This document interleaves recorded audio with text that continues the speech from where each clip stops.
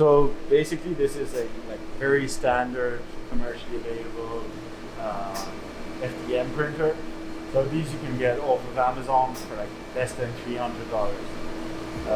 We use these mostly for prototyping and for making bows. In the context of the classroom, this is where the students start. They spend a lot of time working with this type of printer in order to understand the basic principle of 3D printing, how you go from a CAD file to an actual physical object that you can touch. And then essentially as they learn more concepts around 3D printing, they're going to use these tools to generate new, more complicated structures. Like for example, the ones we have here. So we have this little Halloween pumpkin, but more seriously we have anatomical models. So essentially these are collected from imaging data that's available to us from various patients. And so for example, if you take this example, you have a jaw. This is a very poorly defined jaw, as you can see, a lot of noise around here.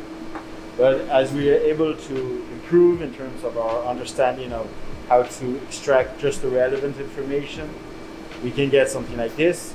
And so this is a patient who has some problem with their bone, and we're able to generate a structure like this. So this is what we want the patient's jaw to look like. So you can see the difference between the two. And essentially for us, the final stage was, well, can we actually generate patient-specific implants that will fit really nicely onto the patient's anatomy? How recent is 3D printing technology in the biomedical field?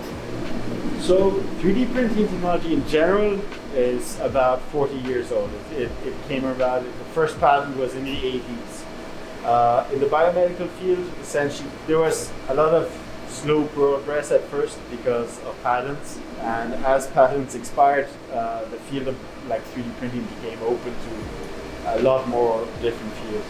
There's some really amazing 3D printing capabilities. The paper that came out recently where they 3D print directly onto the lung of a pig as the pig is breathing, so as the lung is inflating and deflating.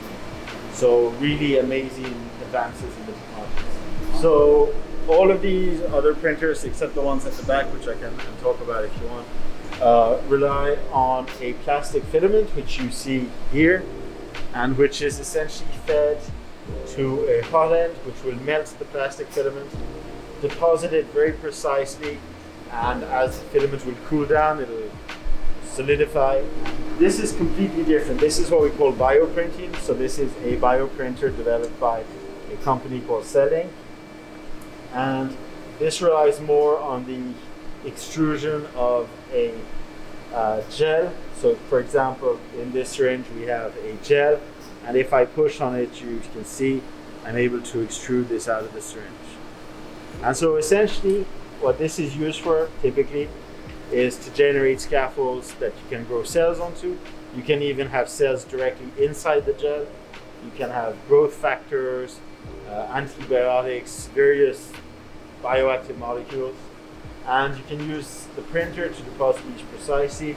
In this case, it doesn't look great, but it was an ear.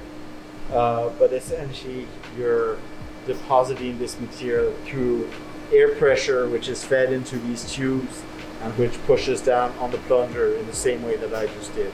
More specific to biomedical applications. You see similar processes possibly in the food industry, 3D printed meats, 3D printed desserts, these kind of things. But essentially, anytime you're working with soft gel, you're going to rely on bioprinting. Whereas this is really more for plastic. You have other technologies that we don't have here that relate more to metal.